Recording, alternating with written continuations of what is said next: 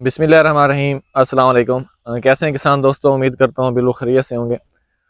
अच्छा, आज बात करते हैं कि गंदम हमारी गिर चुकी है, तो अब क्या करना चाहिए ताकि जो हमारी प्रोडक्शन है उसमें हमारा जो लॉस है वो कम से कम हो। तो सबसे पहले आपने दो चीज़ें देखनी है, आया कि आपकी गंदम गिरी है या फिर टूटी है। अब देखें, ये छोटा सा टुकड़ा गिरा हुआ है गंदम का।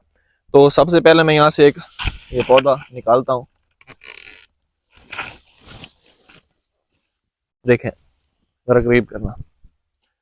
अब आप लोग ये पौधा देख सकते हैं, ये बिल्कुल गिरा हुआ है।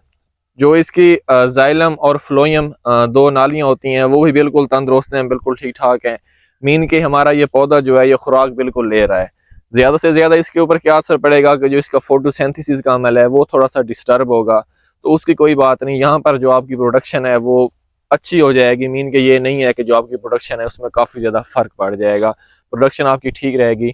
हाँ, एहतियातन तौर पर आप लोग क्या कर सकते हैं कि जो जो टुकड़े आपके गिरे हैं वहां पर आप लोग पोटाश का स्प्रे भी कर सकते हैं, अमाइनो एसिड का स्प्रे भी कर सकते हैं। अमाइनो एसिड बेसिकली तैयार शुदा खुराक होती है। मीन के जिस टाइम ही आपने अपने पौधे को उसके ऊपर स्प्रे करेंगे तो आपके पौधे को उसी टाइम ये मिल जाएगी। तो ऐसी सूरत हाल में आपको घबराने की ज़रूरत नहीं है। आपकी जो प्रोडक्शन है उसमें कुछ ज़्यादा कमी नहीं आएगी।